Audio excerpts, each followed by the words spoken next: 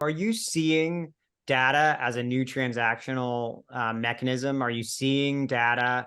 I'm curious because, like, I do Yeah. think zero party, first party data as a new revenue generator and as a point of differentiation for these OTT platforms seems to be like a new frontier for a lot of these companies. I'm wondering, especially Yeah. in Europe, and MENA, where GDPR and privacy are kind of even taken more seriously than the United States. Are these new revenue areas for the companies that you track?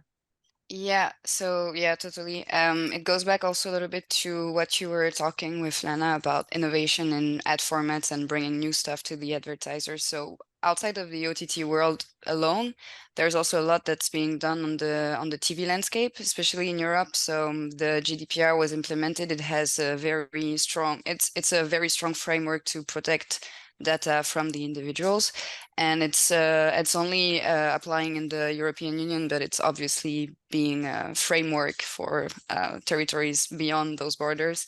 And so this is also where the line is drawn from now on when it comes to collecting data and using it for monetization purposes.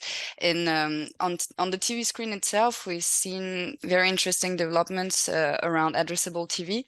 So in the US, you already have ad replacement on the cable networks because that's something that was done for decades long, I guess. I'm not really familiar, but you have those political campaigns ads that are different from one territory to Yeah, of another. course.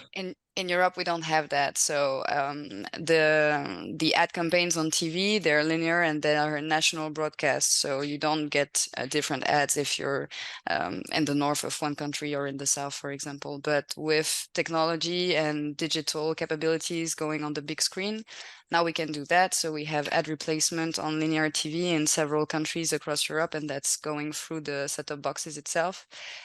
So it creates a new monetization opportunity for the publishers. So the TV broadcasters, they sell those campaigns with a higher price because you can target them based on demographic data or preference data.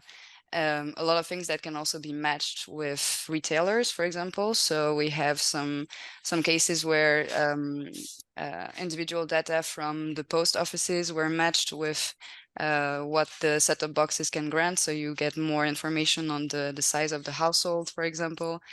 You could also match this with a campaign for a furniture seller who would want to know like who moved out in the last 6 months. So you can get, like you get an IKEA ad because your set-top box provider actually knows when you just moved in, things like this. So those are like new things that can be monetized on the big screen.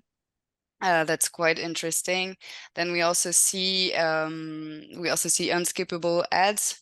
That was like a thing that advertiser were missing out on, because if you skip the ad watching replay and catch up, then you have all those formats that are just paid for by the advertisers but not consumed. So it's also something that's gaining traction also in countries where we have a lot of IPTV viewing, for example, in Central Europe.